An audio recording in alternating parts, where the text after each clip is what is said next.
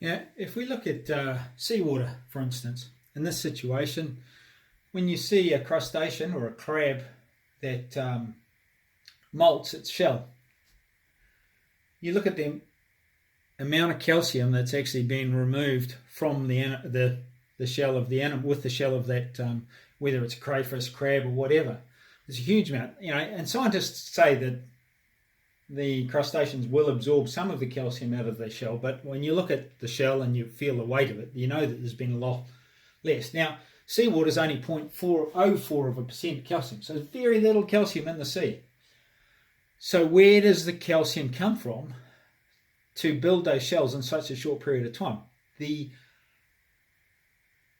crustaceans can't eat that amount of calcium and produce those shells, so the calcium has to come from somewhere.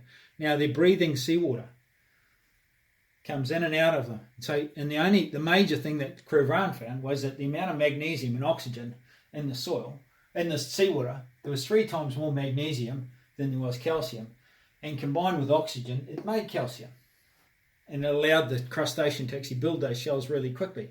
Now, in New Zealand, on dairy farmers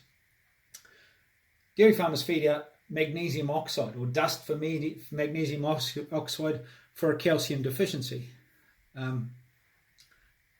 They put on magnesium oxide for milk fever, which is a known calcium deficiency. So if a cow goes down with milk fever, the first thing they do is put some calcium into the vein to get the animal back up.